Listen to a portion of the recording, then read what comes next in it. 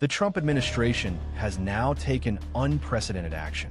For the first time ever, the United States has formally denied Mexico's request for special water delivery. Welcome back. Well, the United States is rejecting Mexico's request for a special water delivery to Tijuana.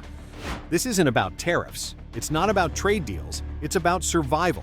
In a stunning move that's shaking the U.S. Mexico relationship to its core, Donald Trump is now turning off the tap. Literally.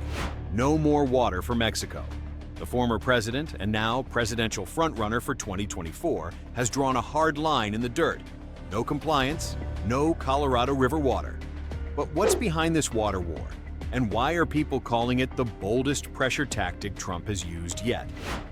Let's break it all down. As of March 25, 2025, the United States has officially begun restricting the flow of water from the Colorado River into Mexico, marking the first time in 80 years that this critical provision in the 1944 U.S. Mexico Water Treaty has been enforced with such intensity. The original treaty requires the U.S. to send 1.5 million acre-feet of Colorado River water to Mexico annually. In return, Mexico must deliver water from the Rio Conchos and Rio Grande to support U.S. farmers, especially in Texas. But according to U.S. officials, that's exactly where the problem lies. Mexico, they say, hasn't been holding up its end of the deal. Secretary of State Mike Pompeo, in a speech delivered Monday morning, declared, "Enough is enough. We will no longer subsidize a system where Mexico gets water for free while our own farmers in the Rio Grande Valley are suffering." First, Mexico's treaty violations. According to the U.S. Bureau of Western Hemisphere Affairs, Mexico has consistently fallen short of its Rio Grande water delivery obligations. Farmers in southern Texas are facing devastating crop losses as a result, with irrigation systems running dry. One Texas rancher put it plainly, "We're dying out here, while Mexico gets a free pass." Second, Trump's water shutoff is no bluff. Unlike previous administrations that looked the other way, Trump is playing hardball. Sources inside the Trump transition team told Western Journal that restricting water flow is a matter of national sovereignty and economic fairness. They argue that water isn't just a resource, it's a bargaining chip. And in Trump's world, you don't give away leverage unless you get something back. Third, this is about more than water. Behind the scenes, this move is also tied to broader frustrations with Mexico's failure to stop raw sewage from Tijuana flowing into San Diego's coastal waters. The EPA reports that U.S. Navy SEALs training near the area have fallen ill due to pollution, and the Trump team has had enough. EPA Administrator Lee Zeldin thundered, "We will not allow another ounce of contaminated runoff to poison our citizens or our soldiers. Mexico must take responsibility." Supporters of the move are calling it genius. They say this is the Trump doctrine in action. Use America's power, economic, military, and natural, to demand fairness. Texas Senator Ted Cruz applauded the decision, saying, "Trump is standing up for American farmers. We've been waiting for leadership like this for decades." The agricultural sector in Texas, already crippled by years of drought, sees this as a lifeline and a warning shot to Mexico. No more broken promises. But critics see danger. Mexican officials are calling the move a violation of humanitarian norms, warning of mass water shortages in border cities like Tijuana. The Mexican government says it's working to fulfill treaty obligations, but climate change and poor infrastructure have slowed progress. Some fear that cutting off water could trigger retaliation, economic, diplomatic, or even through border policy. Others argue it sets a dangerous precedent, that vital resources can be weaponized in international politics. Still, Trump allies insist that if Mexico wants diplomacy, they need to start with compliance.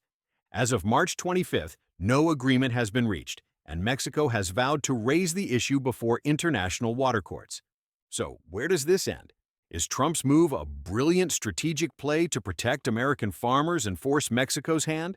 Or is it a reckless gamble that risks humanitarian fallout and long-term diplomatic damage?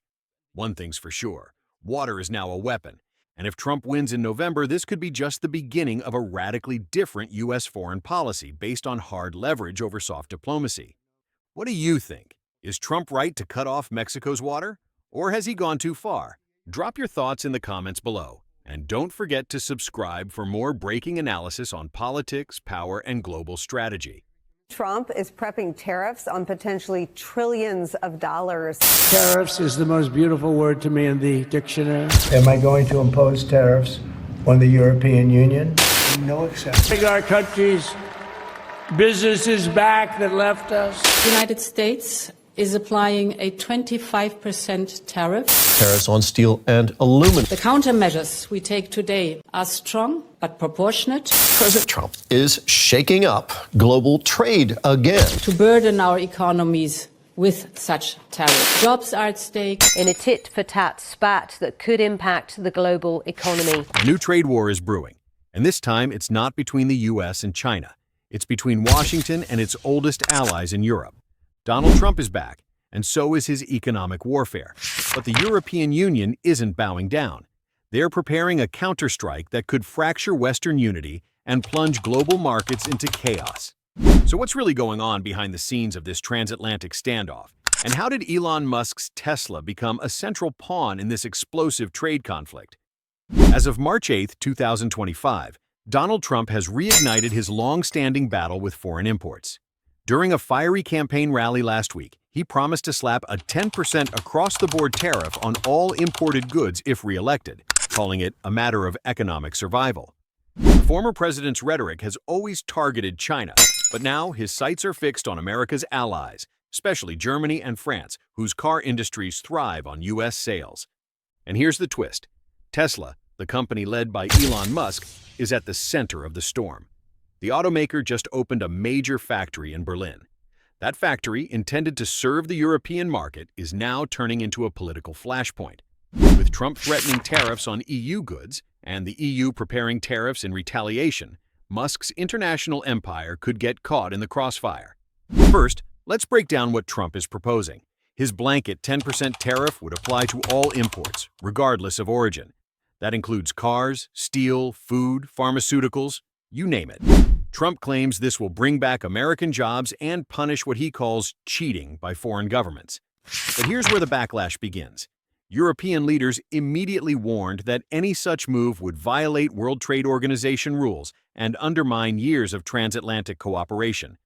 As of this week, EU trade officials have begun drafting retaliatory tariffs that would target American tech and manufacturing sectors, including Tesla, Amazon, and even agricultural exports from key U.S. swing states. And the stakes are massive. The U.S. and EU together represent 45% of global GDP. A tit-for-tat tariff war between them wouldn't just hurt car makers.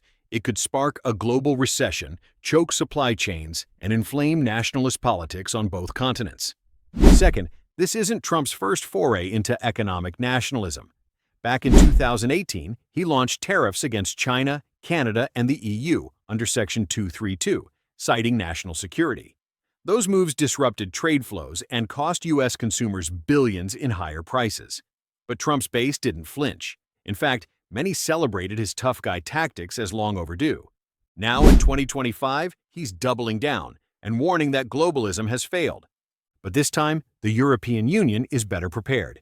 EU Commission President Ursula von der Leyen has called Trump's new plan an assault on fair competition and promised that Europe will not be intimidated. Third, businesses are terrified. Automakers like Volkswagen, BMW, and Stellantis could lose access to one of their biggest markets. On the flip side, Tesla's Berlin Gigafactory, which was meant to be a European crown jewel, could find itself blocked from exporting vehicles back to the U.S. In a statement issued this past week, Tesla warned that politically motivated trade barriers risk destabilizing clean energy goals and harming consumers on both sides of the Atlantic. Even Elon Musk, who previously courted Trump and sat on his business council, is now lobbying the EU to avoid escalation. So, what does all this mean for the future of global trade? Supporters of Trump's strategy argue that the U.S. has been too lenient for too long. They say Europe benefits from low U.S. tariffs while maintaining protectionist rules at home. By confronting the EU directly, they believe Trump is rebalancing decades of unfair trade. But critics warn that this is a dangerous gamble. If the U.S. alienates its allies, it could lose critical support in other geopolitical arenas, especially in efforts to contain China or support Ukraine. And let's not forget the timing. Europe is already under pressure from a sluggish economy, surging energy prices, and a rise in populist movements. A tariff war could fuel anti-American sentiment and drive the EU closer to China, especially in terms of tech and trade cooperation. Meanwhile, major corporations are being forced to rethink global supply chains, delay investments, and hedge their political bets, especially in sectors like EVs, semiconductors, and AI. The bigger question is this: is the world witnessing the collapse of the post-war economic order? If allies can't trade without threats of tariffs and retaliation, what happens to the idea of a free and open global market? The EU isn't backing down. Trump is gearing up for economic battle, and caught in the middle are industries, workers, and voters on both sides of the Atlantic. Will this tariff war erupt into full-blown economic warfare, or is there still a chance to pull back from the brink? Let us know what you think. Is Trump protecting American jobs or endangering global stability? Subscribe for more geopolitical breakdowns, trade war updates, and the stories shaping tomorrow's economy. Today, President Trump announces the U.S. will impose a 25% tariff on any country that buys oil. If they buy their oil from Venezuela, they have to pay a 25% tariff to do business with the United States. Donald Trump has promised to slap a 25% tariff. We have defeated previous sanctions, and we will defeat those to come as well. Any country that buys oil and gas from Venezuela, China is a leading importer of Venezuelan oil. 中方对此坚决反对。我们呼吁美方停止干涉委内瑞拉内政，废除对委内瑞拉的非法单边制裁。Is this the beginning of a global oil war?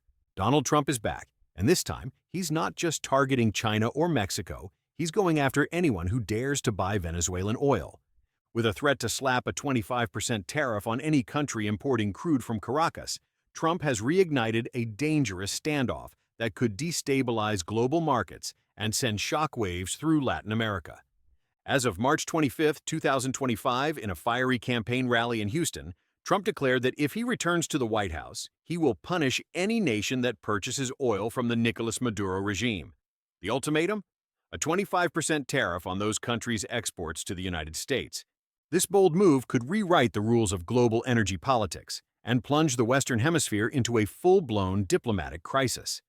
Venezuela, once Latin America's richest nation, collapsed under years of corruption, hyperinflation, and brutal U.S. sanctions. But in recent months, there's been a flicker of recovery. The Biden administration had quietly eased sanctions in 2023, allowing Chevron and others to resume limited operations. And in 2024, oil production in Venezuela jumped above 900,000 barrels per day for the first time since 2019. Nations like India and China quickly moved to fill their tanks with Venezuela's discounted crude. Even European countries were reportedly considering resuming imports in 2025 as global oil prices continued to spike. But Trump is slamming the brakes. Speaking on Monday, Trump called Venezuela a narco-dictatorship and accused the Biden administration of bankrolling tyranny by letting Maduro sell oil again. He vowed to cut off any country that dares to fuel Maduro's comeback. At the heart of this standoff lies a fundamental question: should the world isolate Venezuela or engage it? Trump's threat of a 25% tariff doesn't just target Venezuela, it targets its buyers. That means major economies like India, Turkey, and even some European allies could soon be in Trump's crosshairs. Supporters of Trump's hardline stance argue that allowing Maduro access to international markets is a betrayal of human rights. They claim that every barrel sold strengthens a regime accused of torture, election rigging, and brutal crackdowns on dissent. Florida Senator Marco Rubio echoed this view, saying on Tuesday, "Buying oil from Maduro is the same as buying bullets for a dictator." But critics warn this strategy could backfire, big time. By threatening countries that rely on affordable oil, Trump risks alienating key partners and pushing them further into the arms of China and Russia. Beijing has already responded cautiously, saying it will continue normal trade relations with Venezuela, regardless of U.S. pressure. Meanwhile, analysts fear Trump's plan could trigger retaliatory tariffs, disrupt global supply chains, and send fuel prices soaring, right as Americans head into summer travel season. So, what's really at stake here? First, this is a geopolitical chess match, not just an economic one. Venezuela controls the world's largest proven oil reserves. Cutting it off entirely could squeeze the global market, especially if Middle Eastern tensions remain volatile. Second, Trump's move is a direct challenge to Biden's more pragmatic Latin America policy. While the Biden administration has tied sanctions relief to democratic reforms, Trump is demanding total isolation. It's a return to the maximum pressure doctrine that defined his first term. But here's the irony. Isolating Venezuela in 2019 didn't work. The Maduro regime survived, millions of Venezuelans fled, and U.S. oil companies lost ground to Chinese and Russian firms. Now, with Venezuela slowly stabilizing and talks of possible elections in 2025, some fear Trump's threat could derail fragile progress and provoke Maduro to double down. Even within the U.S., the reaction is divided. Oil industry insiders warn that if Venezuela is pushed back into isolation, American refiners in the Gulf Coast could suffer. They've relied on Venezuelan heavy crude for decades. One Houston-based executive told Reuters anonymously, "We can't pretend this doesn't impact us." And then there's the politics. Trump knows Venezuela is a wedge issue, especially in swing states like Florida, where large Venezuelan and Cuban exile communities view Maduro as a brutal socialist dictator. But his broader tariffs could strain U.S. relations with key allies and developing economies. Is Trump willing to risk a trade war just to punish Maduro? In the end, this isn't just about oil. It's about ideology, global power, and how far the U.S. is willing to go to reshape the world order. Trump's 25% tariff threat could isolate Maduro, or isolate America. It could pressure authoritarian regimes, or ignite new alliances between our adversaries. As of this week, the world is watching and waiting. Will this bold gamble bring down a dictator or spark an international economic showdown? What do you think? Is Trump right to draw a hard line against Venezuelan oil, or is this a dangerous escalation with global consequences? Drop your thoughts in the comments. And don't forget to subscribe for more hard-hitting global updates every week. That the president is going to impose what they're calling secondary sanctions on Venezuela. Donald Trump, the Republican leader, taking on countries for buying oil from Venezuela. President Trump says the U.S. will place a 25% tariff on imports from all countries that buy oil or gas from Venezuela. Another economic shockwave just hit the global markets, and it's got Trump's name all over it. In a dramatic move that's already rattling U.S. trading partners and sent D.C. into a frenzy, Donald Trump has just doubled down on tariffs, this time zeroing in on Venezuela and vowing to escalate what he calls reciprocal tariffs. But is this a masterstroke of economic nationalism or the start of a global trade unraveling? As of March 25, 2025, the former president and likely Republican nominee is ramping up one of his signature tactics, trade weaponization. And the message is clear. If you're not playing fair with America, you'll pay. This week's announcement comes amid Trump's campaign trail resurgence, where he's been pushing an increasingly aggressive economic agenda. In a live address earlier today, Trump laid out new details about a secondary tariff targeting Venezuela, a nation already crushed under U.S. sanctions and hyperinflation. But the real headline? Trump's pledge to initiate a narrowed set of reciprocal tariffs against countries he claims are abusing trade imbalances with the U.S. If that sounds familiar, it's because Trump's first term was defined by sweeping tariffs against China, Europe, and others under the banner of America First. But this time, it's more calculated, more specific, and potentially more explosive. Under the new plan, Trump wants to match tariffs dollar for dollar against any country imposing higher tariffs on American goods, a strategy he claims will stop cheating and level the playing field. Critics, however, warn this could backfire spectacularly, sparking retaliations, hurting U.S. exporters, and inflaming diplomatic tensions. Trump's immediate focus on Venezuela is symbolic but strategic. The country has been under U.S. sanctions for years, and its oil exports are already tightly restricted. The new secondary tariff would target any third-party nation or company that does business with sanctioned Venezuelan firms, a move reminiscent of the maximum pressure tactics once used on Iran. The second and more far-reaching development is the reciprocal tariff doctrine. Trump claims countries like India, Germany, and even Canada are charging U.S. goods at outrageously high rates while expecting open access to American markets in return. Under his plan, if a country places a 25% tariff on U.S. steel, the U.S. will match it with a 25% tariff on their steel. But this is where things get tricky. Trade experts argue such a strategy violates WTO principles and could provoke international legal battles. Worse, it risks reawakening tit-for-tat trade wars that disrupted global supply chains during Trump's first term. Economists are also divided. Supporters say Trump's tough stance is necessary to defend American industry. They point to manufacturing job losses, trade deficits, and foreign protectionism as justification for hitting back. Critics, however, fear this approach will trigger economic whiplash, raising consumer prices, spooking investors, and sparking retaliation that could cost the U.S. billions. Already, the Dow slipped 300 points following the announcement, and Asian markets responded with unease overnight. So what's the real game here? Is Trump playing 4D chess, or is he lighting a match near a powder keg? Politically, it's a clear message to his base. Trump is still the economic warrior ready to confront what he calls global freeloaders. It's a revival of his 2016 and 2020 messaging, updated for a world still recovering from pandemic disruptions and the Ukraine war. But geopolitically, this could mark a turning point. Countries like China and Brazil, already wary of U.S. intentions, may see this as economic aggression, not negotiation. That could lead to a new era of deglobalization, where nations retreat into protectionist bunkers instead of working together. There's also the question of enforcement. Trump isn't president yet. These are campaign promises, not executive orders. But the markets are already reacting as if this is the future. Why? Because polls are tightening, and Trump's economic agenda is resonating with blue-collar voters in swing states. If elected, there's little doubt he would move fast to implement these tariffs, and global leaders are taking note.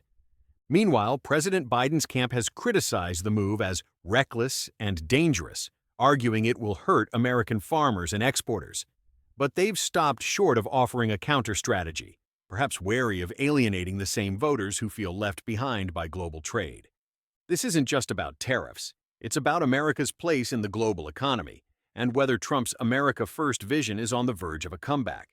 Are these tariffs a bold correction to years of trade imbalance, or a ticking time bomb for the world economy? With Venezuela in the crosshairs and U.S. allies eyeing their next moves, one thing is clear: the trade wars are far from over. They're just getting started again. What do you think? Is Trump's tariff plan the key to American prosperity, or a path to isolation and economic blowback? Drop your thoughts in the comments below, and don't forget to subscribe for more breaking analysis and political power plays.